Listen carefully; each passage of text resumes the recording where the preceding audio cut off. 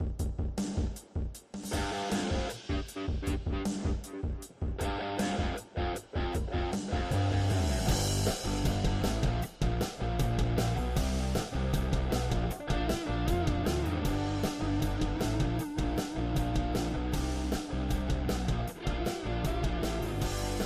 is all my fault. You can blame me for this later.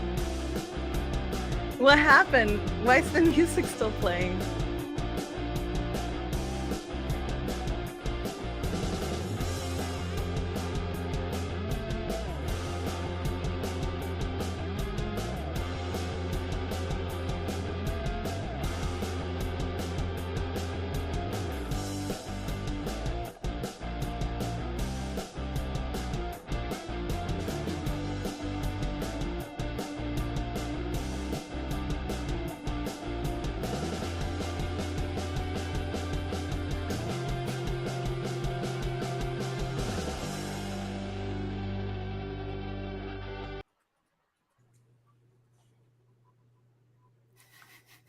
Hello, everybody.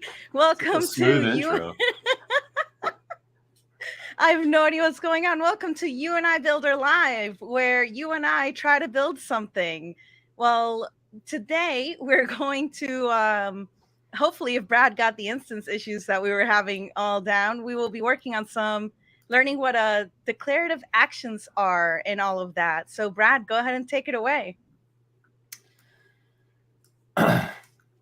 Yeah. Let me move my screens around. Did this one wake up yet? No. All right. Awesome. While you're doing that, then I'll plug Knowledge. We're going to be there in approximately 2 weeks. I used to have a countdown there, but it started stressing me out, so I took it down. Then we're going to have a whole bunch of sessions at Knowledge that are going to be awesome. If you want to come and say hi to us, I'll post some links in the chat here in a second. We're going to be talking about stuff like we're going to have Ask the Experts for theming, next experience, UI builder, learning how to speak English. We're going to have a theming lab. We're going to have UI builder photo booth labs, and it's going to be great. You guys should totally drop by and say hi to us. And you ready, Brad? Yeah, I'm awesome. Good. Go for it, Brad. All right. So we're going to try to do a couple of things today. The first one is going to be, it's going to be declarative action based. So I don't think we've tackled one of these on like a public stream before, although we do have some content out there for it. So we'll build a declarative action and connect it to something in UI Builder. We'll talk about like why you would want a declarative action and how they're different than UI actions. And then we may try our hand at some using the pagination control component with a repeater data resource if we have time. So those are kind of my two topics that I want to try to hit today. So just asking for a friend in the chat. They're watching right now. Brad, what exactly is a declarative action? Yes, I'm going to get there. So we're gonna build it first and then explain it. I was gonna show a form. Sorry, the instance I wanted to use for this kind of went away or something. So let's talk about buttons and actions. So hey, Brad. Yeah. Do you want to introduce yourself real quick? We kind of forgot something. I don't want to introduce. Okay, then let's continue. My name's on the screen. We are both outbound PMs for our next experience products. I do UI Builder, workspaces, all of those things. And I do theming and next experience and all those things. That's right.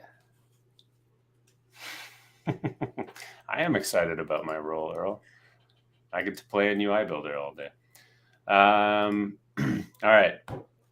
So UI actions starting from the basics. If you have been around a little while or really done anything with a form, you know that on a form, you've got lots of fields you can fill in. You've got related lists down here. And then you've got buttons here. There's buttons in the right-click menu. You can put related links down here. Those are all controlled through UI actions. And on a standard form in the classic environment, which is what we're looking at right now, there are really specific places you can put all these buttons. And they can do they can run server-side code or client-side code, but they're all code-based as well. There's not really much you can do from a low-code perspective with UI actions. But this is the kind of standard list. It looks a little nicer, but basically lists, or I said lists, this is standard form. They've kind of worked this way since the beginning. I started working with ServiceNow in 2008. It wasn't as pretty as this back then, but you still kind of had a list. You clicked into a record, you get a form like this, and there's not a ton of flexibility with the form. You can add formatters and UI macros and all sorts of things, and kind of make your form a little more interactive and nicer. But for the most part, you can't add something here or add something totally random below the list or something like that. It's pretty rigid, which is when we get into workspaces. One of the cool things about workspaces is that I have a lot more flexibility with where I can put things, and I don't have to only interact with the form itself. So UI actions in the form, this is the old way or the current way, depending on where you're at with workspaces. But we're going to take a look at how we can do some configuration with workspace record pages, including adding some buttons. So the first thing I'm going to do is I'm going to create a new record page because I want the standard record page. So in Tokyo, we came out with the standard record page template. I think I've mentioned this on maybe last week. We talked about this, or 2 weeks ago. I don't remember because I don't remember things. But we have the standard record page template. We came out in Tokyo. It uses the new presets and controllers. It uses kind of a new tab structure. And it's just a lot easier to work with than the previous record page. So right now, not all of our BUs have picked up the standard record page template yet. So if you work with Service Operations Workspace, their record page is still using the older one. So at some point they will start using the standard record page. Same with some of the other workspaces. I think there's at least a couple that are using the standard record page, and we always call it SRP. So actually, I'm not going to do this. Oh, am I on Tokyo? I wanted a Utah instance. Is this one awake yet? Yeah, it is. All right, we're switching instances. Somebody sing some Jeopardy music while we get this one to load. Oh, it's supposed to give me a, here we go. So I posted the link to a community article that Brad posted that has all of our sessions for knowledge. If you want to go through that, and it should have links to the agenda builder on the knowledge website, so you can favorite them or take a look at them. If any of the sessions are full, odds are, if you're really keen on getting in, if you go to the session and kind of stand outside, there's typically a couple people who don't show up and they'll just let you in. So you can always give it a shot like that. If you are, let me see if mine is full. I don't think so. So if you're interested too, the Ask the Expert sessions are kind of a little bit more of an intimate setting where it's going to be a limited number of participants, and you're going to be able to talk with the product managers, us, about what's going on and learn a little bit about what's coming ahead. and ask as many questions as you want from the people who get to stare at the stuff every day. Brad, what session are you most excited for? I don't know. So, I mean, I've put in a lot of time and energy in my 2 labs, so I'm excited to see people do the labs, and I'm very excited to find out if lots of people can actually do the labs. That's always my, like, do these labs actually work? I have people test them, but you never know. So I have one of the cool things that we have is the photo booth. So I think we can talk about this. I think we've talked about this publicly before, but there's going to be a Next Experience powered photo booth in a few different places at CreatorCon. And then we have 2 labs that show you how to actually build the photo booth. So you build a custom component in the first lab, and then in the second lab, you take that component, put it into UIB and make it work. And at the end, you end up with like an actual like photo booth app that you could use. I've done some playing around with it with my kids, and they've enjoyed the photo booth functionality. So that'll be a fun one. Yeah, it actually looks pretty cool. I got to help out a tiny bit with that one. Mine has nothing to do with my products, but I'm gonna have some fun explaining to 100 people what a Tamagotchi is, and explaining to them what a cow emoji is in my Tamagotchi lab, where I'm teaching people how Angular providers work. So that's exciting. I can't wait for all the questions on what they are. Other than that, I also have a custom component session where my friend and I made a menu builder that I still don't know if I'm going to be able to share before Knowledge. So I'm going to be very busy between now and then. Have you created your new record page? Yeah, I think we're good. Awesome. Let's continue. All right. This is actually one of my labs. This is the base version of the lab that you get. And so since I've been working on it a lot, I'm familiar with it. So that's what we're going to use. What we've got here is we've got a standard record page. So if we open it up. And before I get threats in my DMs, Paige would like me to announce that I am also very excited for the 15% and fearless discussion amongst developers who happen to be women session that's happening on Thursday. You should totally come by and then attend the Women Now community meetup right afterwards. I am very excited for that. It is the one I am most excited for, actually. Nice. All right. So this is the standard record page.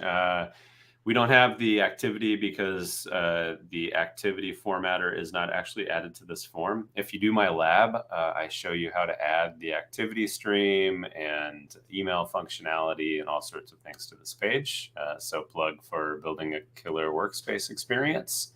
And it'll be available on demand if you cannot make it to the lab itself.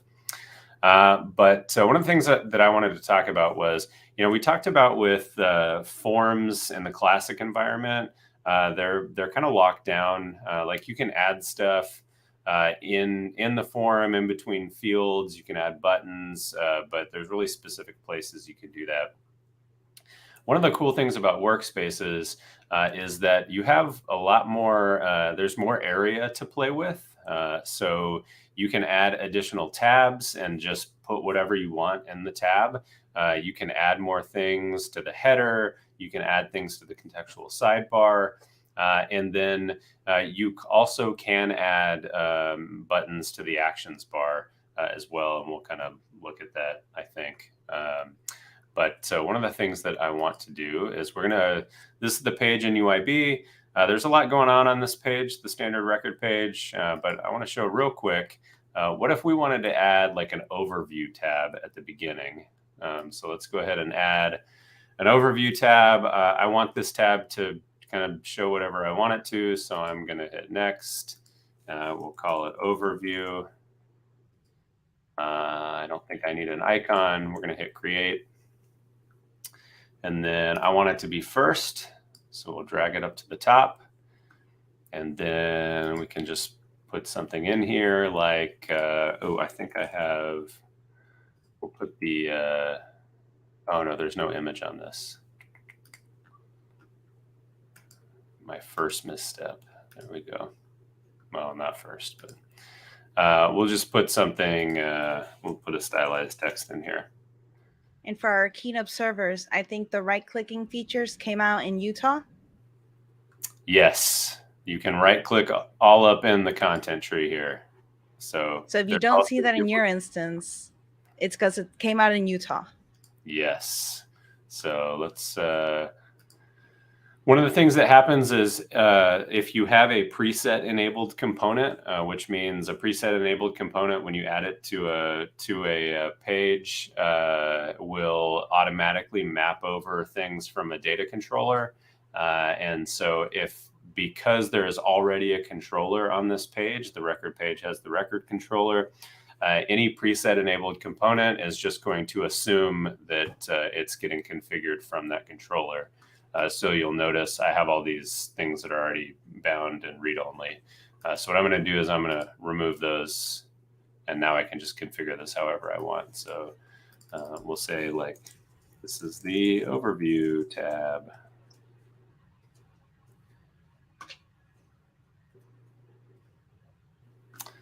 And then we will refresh.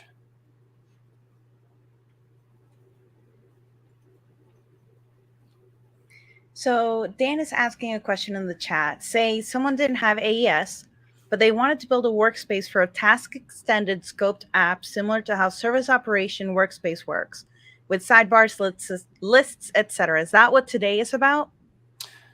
Yes. Let me finish out this and then I will address that question. So remember, we had the details before. I added this overview tab. And so this is what we have here. The cool thing about an overview tab is if you think about it, a lot of times when somebody's looking at a record, they don't necessarily need to interact with, like they don't need to write to the record. You know, I would say probably more than half the time somebody's looking at a record, they just want to see like the history or they're looking for something specific. So this overview tab is basically a blank canvas for you to put in whatever you think people need to know at a glance. You can also make it interactive, like you can add UIB buttons to this. So this is a really good, and you know, you don't have to call it overview, you can call it whatever you want. Or you can add, 3 of these tabs. But, one of the things to think about when you're doing, when you're working with records and UI Builder is you're no longer tied to having to put everything on the form, right? There's lots more places to do things. And so a lot of feedback we get is like, oh, it's a lot harder to, I can't put a formatter in between these fields. Well, a lot of times there's a better way to do something than putting a formatter in between fields. That was just the way we used to do it because that was the only option. So, just be thinking about like how might I do something in this new paradigm where I have a lot more flexibility and control over this entire screen, not just the form here. All right, and now Dan's question. So I have a slide, and if it was easier to get to, I would show it. But basically, we have kind of 3 tiers of working with workspaces. So the first tier is if you're working with a workspace, you should absolutely try to work with one of our existing out-of-the-box workspaces. If you can't do that and you have some sort of custom application, you probably have App Engine Studio, and you can create a workspace from App Engine Studio for your custom application. But there is kind of a third use case where you don't have App Engine Studio and you have some sort of use case or application that's not addressed by one of our existing workspaces. It is possible to build out a workspace from scratch. It's just kind of hard. And it is something that we will be addressing eventually and making that a little easier. But right now, that's pretty difficult. The way most people do that is they'll get a PDI, they'll open something up they'll create a workspace in the PDI and then kind of see what it generated from AES, and then go redo that in their own instance without AES. It's mostly, there's a bunch of UX page properties you have to create that are not all that straightforward, but it is doable. And then no, we're not going to do that today. You know what's really funny? I just happened to have up that slide. Nice. In the background. Earl, can you share my screen? And please forgive the sin of showing the PowerPoint edit view. I just don't feel like making it full screen and figuring all that out. So this is what he was just chatting about. Listen, I'm just showing the screen for the peoples for 1 second, and then we can go back. I was stealing a couple of your slides for my presentation. That's why I had it up. Yeah, so let's add a button. All right, so we're gonna do this a couple of ways. So the first thing we're gonna do is we are going to create something that our button is gonna trigger. So I think we will do just an alert, so we can show how to connect something to a button. So the first thing that we need is a handled event. And so this is one of the kind of the weird parts of UI. One of the weird parts of UI Builder is that if you click on the body container, which every page has this body container, there's some unique parts of that container that don't exist, with other containers. So there's lots of different properties here that get used for different things, but events let you basically control these like page level events. And this is where, if you wanted to do something on page load, there is actually a page ready event that you could, show a message or send something to the server, or do some tracking if you want to do that. But we're going to create a new event, and this is a handled event. So a handled event is basically I'm creating a net new event on the page that can be triggered from a few different places. So I can create this event, give it some behavior, and then call that event from multiple places. I don't have to, redo the event handlers. So what we're going to do is we're going to call this, let's call it Brad test. Earl, move my face. What happened? Earl, move my face. I am a handled event. No, like hide it so they can see the screen. Oh.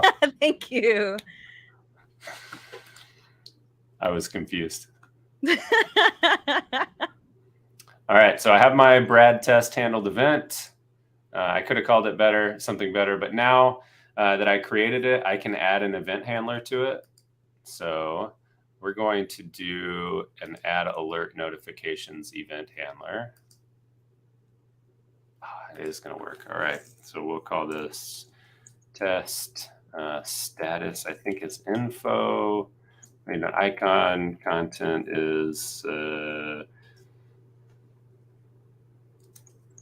Brad test, and then we're going to call it type dismiss. All right, I'll apply that. We'll click add, and then let's add a button that generates that handled event. So we'll add. I never add things that way. Let's go add component after.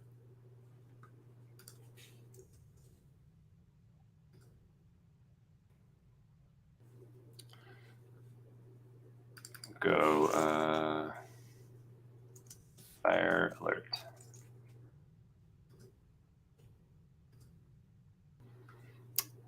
And then where is it? Page level event handlers. Here it is. So my handled event shows up in the event handlers now. So we'll stick that there. And we'll save.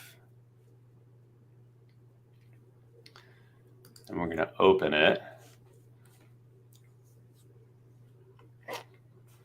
And so now that we have, I'm assuming, a working button here, we can then connect a declarative action to this button, and it's going to be a process, but we'll get through it.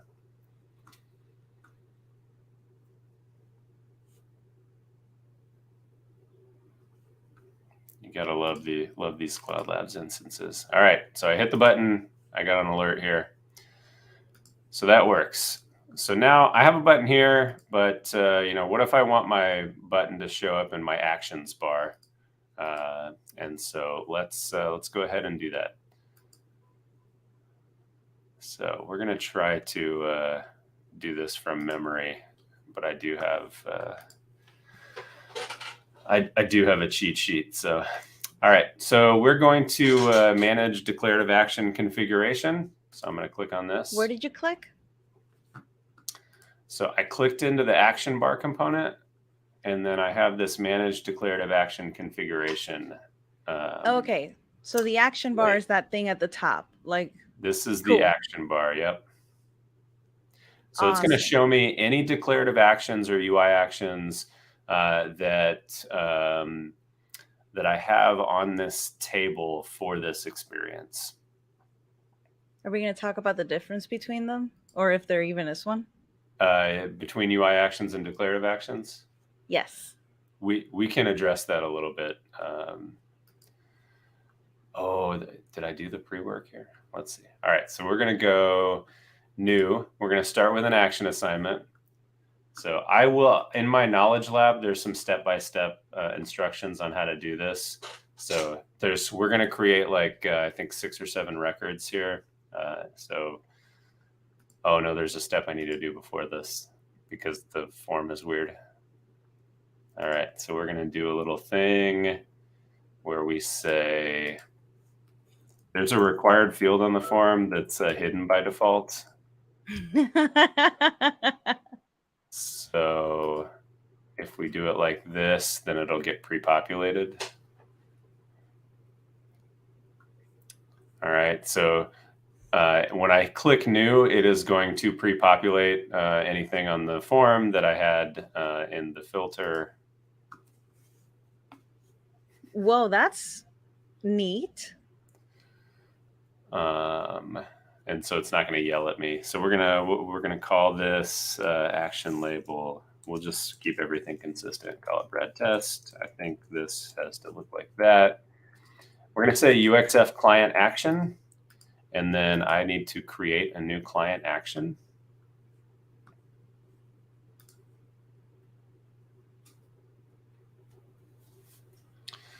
So we will call, I think this is all caps. And then it's going to be applicable to the form. We're not going to worry about a payload, but you can you can set a payload and then have that delivered as part of the event and do something based on the event payload. We're not going to do that in the interest of time. All right, so we've got the client action. We're going to make this work on the maintenance request table.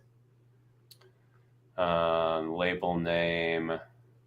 That's it. I don't think I need an specific workspace. Yeah. All right, so we're going to save.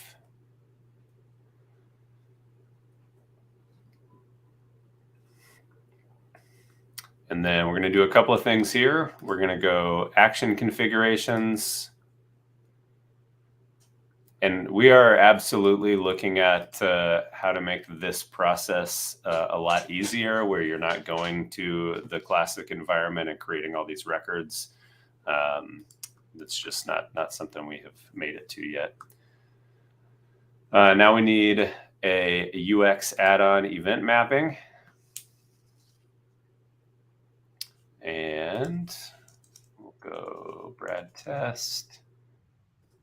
Source element ID is a UI action bar. So what this is, UI action bar, this is the ID of the action bar component where it's going to show up. So that's where that comes from. The macro component is the name of this page, which is record. That's not going to be hard to find. I think there's going to be a bunch named record. Now, how are you getting all of your new windows to pop up as a new tab instead of a pop-up? I think it just does that. Really? I think so. That's magical. I've never had that happen. It's always difficult to present because they always pop up on a different window. It may be a browser setting. I don't know. If anybody in the chat knows that. I mean, today I learned about the auto-filling of fields if you have an is match, an is something filter. That was amazing. Blew my mind wide open. That was a how do I get people to do this lab without having to like personalize the form, and so that was that. So now that I selected parent macroponent, macroponent in the UIB world is the same thing as a page. So every page in UIB has a macroponent record. So when it says parent macroponent, this is the record page, and then these are all the handled events on the record page that I can choose. So that's the one we created. So I'm going to hit submit. So now we have a couple more steps to do. So we're going to go look at not UI bugs form, UX form. UX form actions, I think, is what we need. And then we're going to create a new UX form action. Every time I do this, why is it so many steps? But let's call this Brad test again.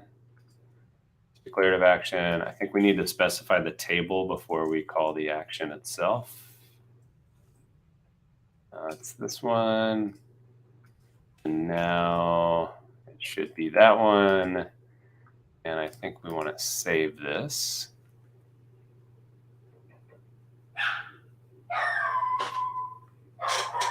Somebody knocked on my door. How dare they? All right. We'll go UX form action layouts is the next one.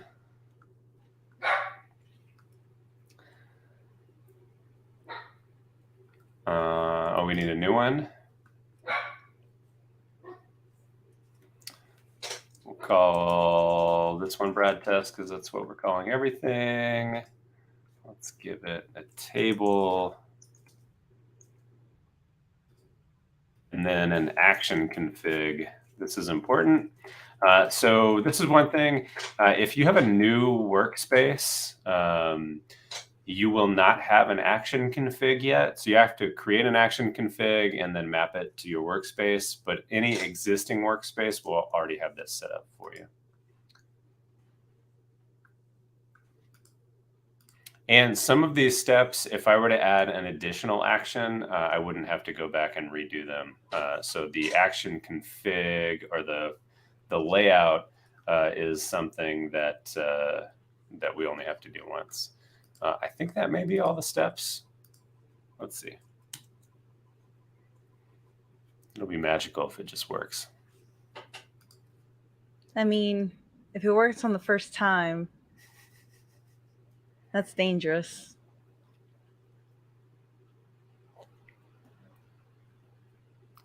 And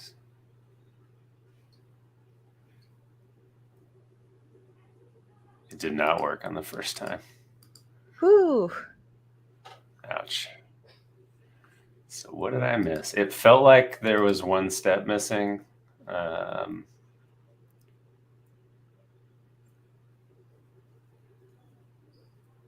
Ooh, that's what I need. All right. Let's go.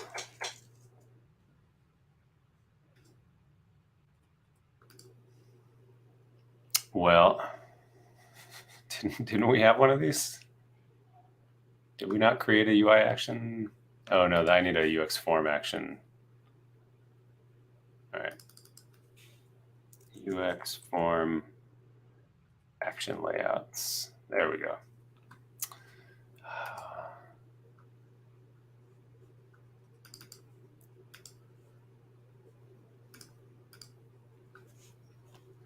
There it is. This is what we needed to do. We need a new UX form action layout item. How could anyone forget that? So I think name and label don't really mean anything here. It is an action. So this is this layout item. You can make your, where are we? I don't have the rendered view anymore. No, it's the first one, isn't it? Oh yeah, you left it away from it. So I can have individual buttons here, or you can have a button group. So it has a drop down. So I think in service operations workspace on the incident form, there's like a create problem change incident task or whatever they are. So that's how you would do a button group as well, is through this layout item. So it can be an individual action or it can be part of a group. And then we have to tell it our action, just this one. And then I think we need to give it a table.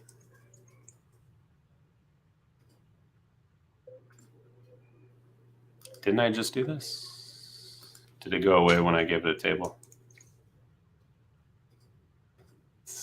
There we go. All right, now it's going to show up, I believe.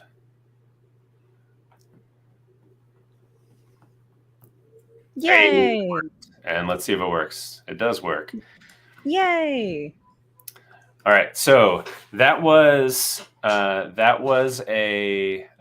declarative action, and so we can also do this with UI actions. So let's do that real fast. I think this is going to work, but we'll see.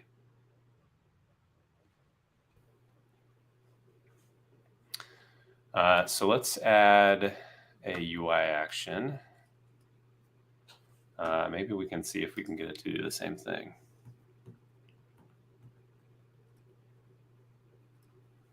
All right, so let's go add message. And then we're going to say this is a workspace form button. And then is this client side? Do I have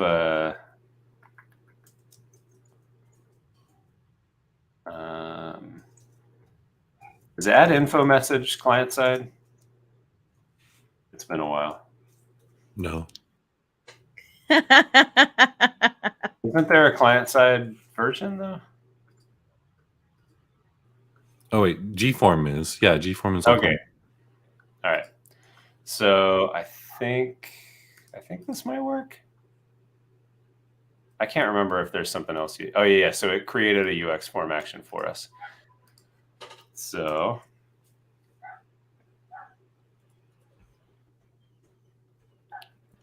to refresh, I think we're gonna get another button.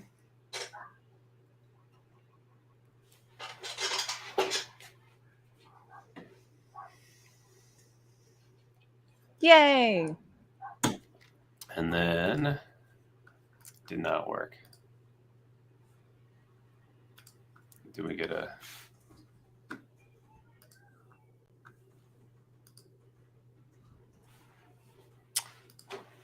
all right, we're not going to worry about that. So we did a declarative action and a UI action. So one of the big differences, obviously, declarative action, we didn't really write any code, although we did create a bunch of records. So I wouldn't say it's like less complex. But one of the things that you're able to do with a declarative action is connect it to a UI builder event. So right, so we created this event in UI builder, we connected it. One of the big things that people do with this is modals. So it's really easy to create pretty complex modals in UI builder. And so if you want to connect it to firing a modal, a declarative action works really well for that. A UI action, again, is, all you can really do in Workspace is whatever you can do through the script field. So there's some limitations there. So that's really one of the big differences when you would use a declarative action versus a UI action. Is, if there's something that's too complex to do in a script field, like you can fire a modal from this script, but you're kind of limited as far as what happens in the modal or what's included in the modal. So in that case, you might want to use a declarative action.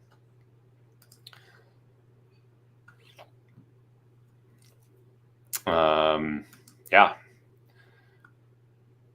I think that was the end of what I had for declarative actions. Any questions? We have 18 minutes. We might be able to tackle pagination in this 18 minutes. So while I'm stopping for questions, I'm going to create a new page.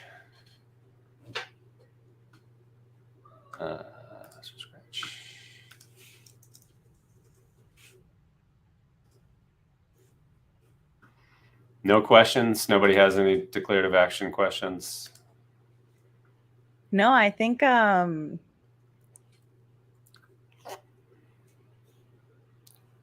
here we go. There we go. If you have a bunch of existing UI actions, how hard is it to convert them to work in a workspace? Isn't that just a checkbox? It really depends on what the UI action does. So if the UI actions are just like server side, then it's just the checkbox, right? So if your UI action is just doing something server side, not a big deal. If it's doing something that isn't supported in UI Builder, then that's a little bit bigger deal, because then you have to figure out how you want it to work in a workspace and then convert it and make it happen in a workspace. But for the most part, I don't know. It just really depends on what the UI actions do. We have found that customers that have done a lot of like UI customizations where they've got like field decorators or there's little UI macros you can put next to a field. That gets a little more confusing. Yeah, UI actions, it kind of depends. All right, here's my pagination page. So I'm going to add a lookup records data resource to this page, and we're going to grab, I think, all of the vehicle records, because I know there's a bunch of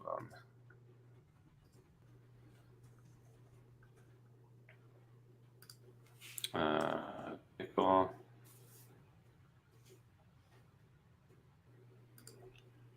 So Brad, does glide model work in UI Builder or glide dialog window? I think there is a modal.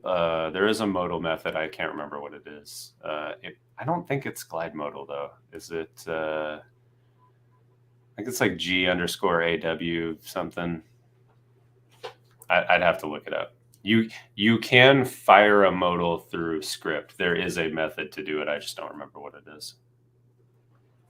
It may be glide modal. I just don't think it is. What do I want here? Let's go. Do I have a name field? Vehicle name.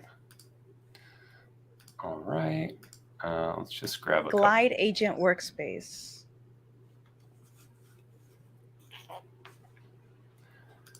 All right, so this is my lookup records data resource, and there's an important property on this data resource called pagination offset. So we're going to say max results is 5, and then we're going to create a client state parameter called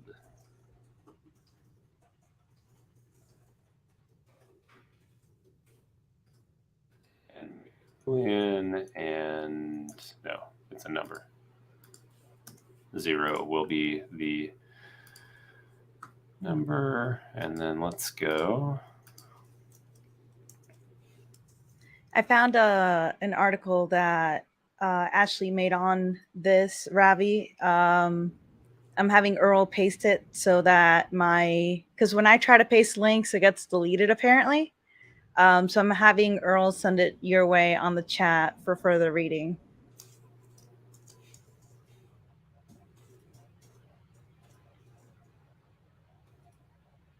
Yep, Gmodal is also on this post. All right.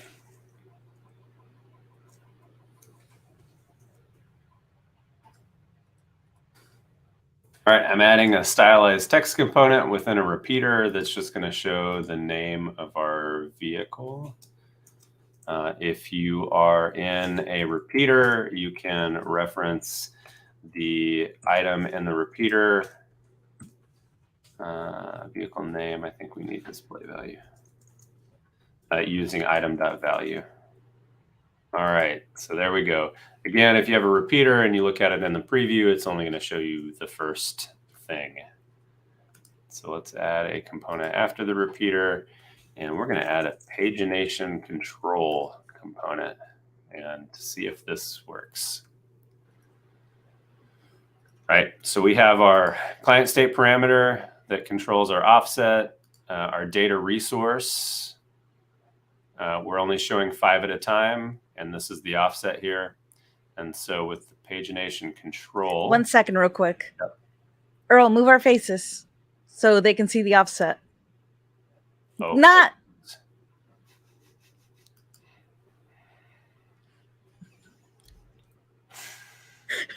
Earl. Okay, thank you. Now show them the offset. We were blocking that whole part. Here's the pagination offset. Awesome. And thank you. This is a property on the data resource. Thank you, Gabby. Thank you for making sure that everyone can see and follow along. Page sizes.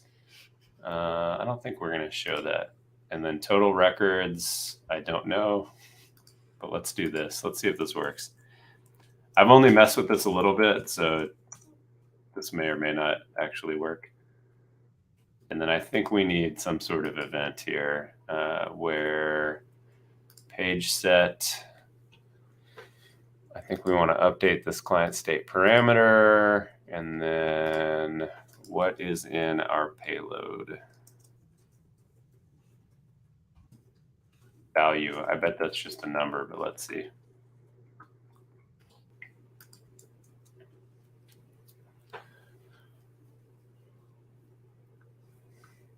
All right, let's see if this works.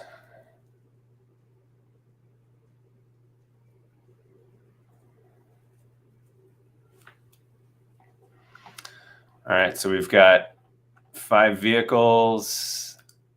Oh, it does look like it works. All right, so the pagination part works. But there are some things like controlling the records per page. I bet we can do that with another client state parameter. So let's go records per page. And I'm kind of a long client state parameter name person because once you have enough client state parameters, it can be really confusing to remember what they do if you abbreviate everything. State, nope, there should be, there we go. All right, and then I think we want the other event. Is there 2? Page size set. Yeah, I think that's the other one. So records per page, and then this, let's go payload value. That's it. And I just want to comment real quick that Brad is an expert at UI Builder that has had to look at it and live and breathe UI Builder for dozens of weeks, months, maybe even years.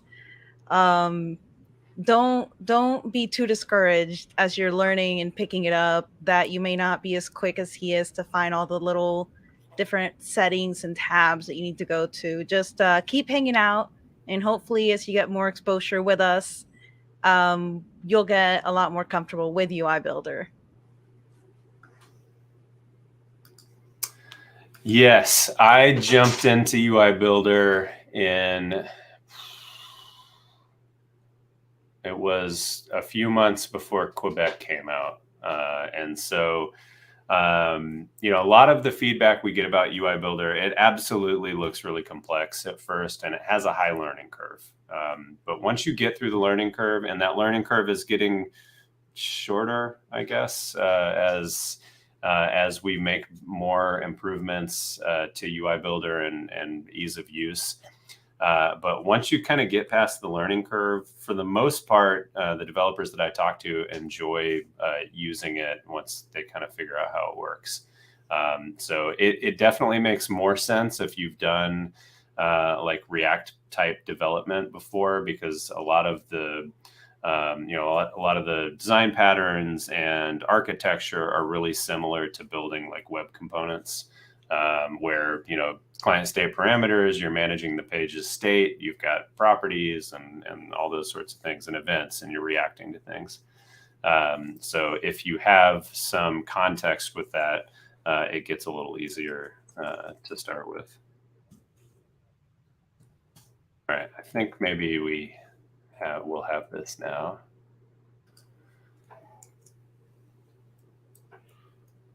No. All right, so we're showing 5. So it works when I change it. It just doesn't. All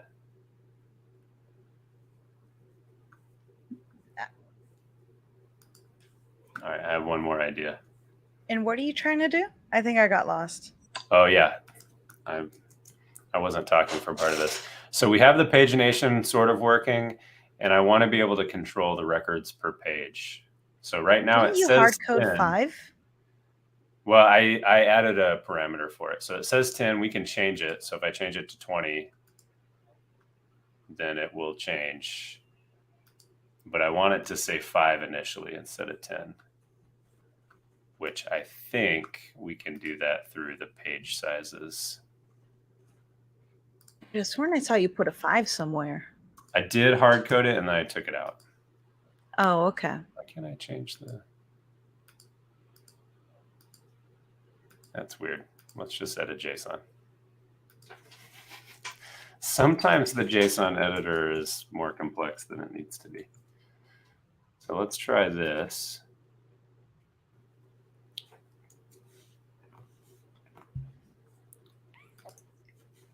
So Ravi has a question. Do you think it's better to learn React basics before learning UI Builder? And I, from experience trying to learn this literal exact same question since November, I think the answer is no. What about you, Brad? I would agree with that. I think somebody that has React basics will probably learn it a little faster, but I think you will end up, it'll take longer if you try to learn React and then learn UI Builder than just jumping in and learning UI Builder. And again, yeah. I haven't mentioned this, but our custom component framework is not React. It is like React in that it is a web component framework, but it is not exactly React. So, you know, learning React, I don't know, should be your first step, even though somebody that knows it learns it pretty quick when it comes to both custom components and UI Builder. All right, so I think that worked. So now we added that 5 in the array, and now we have 5 here, so I could change to 10. Now we get 10 results. I go back to 5. The big problem is that we still don't have the right total number of records, and I don't think this is easily solvable. I think this may be a gap because I don't think we get that data anywhere in this data resource. Maybe we get it in an event. How much time we have left? Like 4 minutes? All right. 4 minutes. Let's go. Let's do this real quick. We're going to go.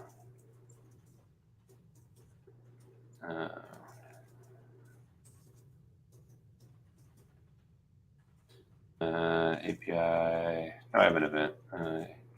Event.payload. I've had mixed success with console.dir. So I'm doing Stringify and a log. All right, and then we're going to connect this log client script to this data resource because I want to see what it's actually giving me when it fetches data successfully. So I'm kind of hoping that it's going to give me the total number of records that match my query, even though we're limiting it with the max results. But I don't know that we're going to get that.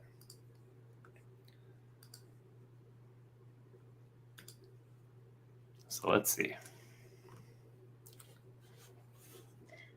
And you're even getting the console to show, and I couldn't do that the other day on Live Coding Happy Hour. Your browser settings are magical. We get basically nothing. Great in the payload. So that's fun.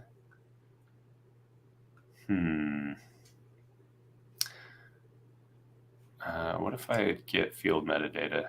Ooh, that gives us more stuff, but I still don't think I'm going to get, yeah.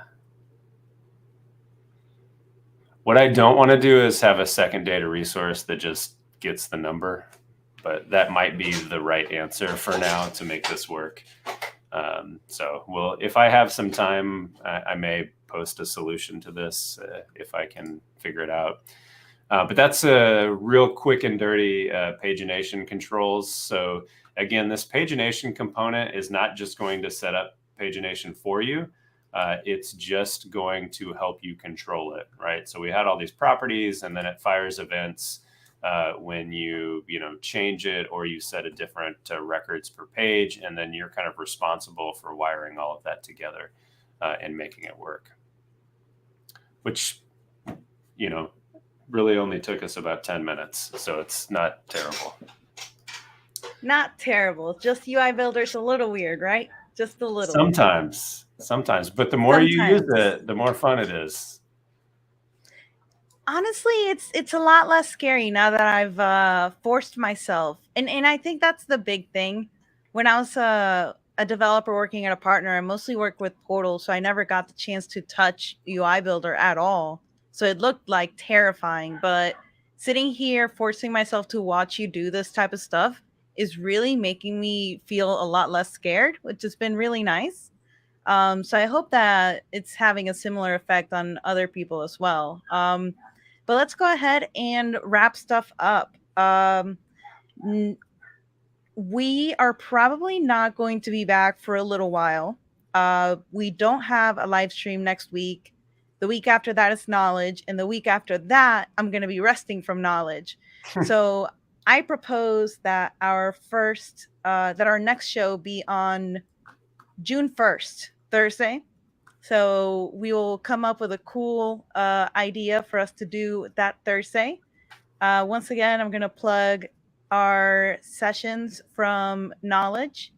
Make sure to come and hang out and see us there. Earl can post that link again in the chat to the link of the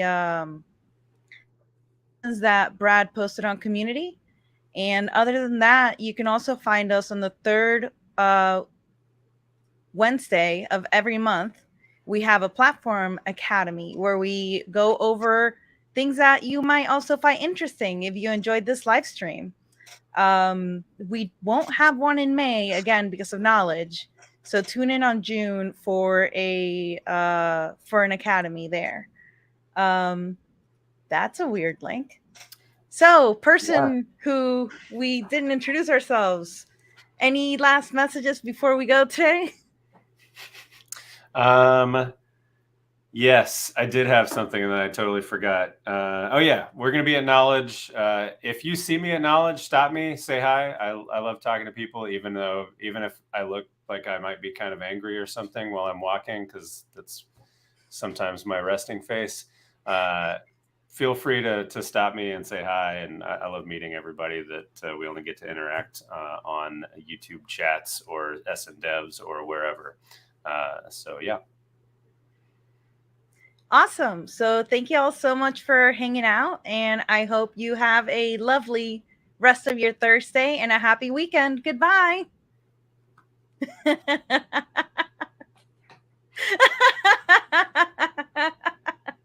Wonderful.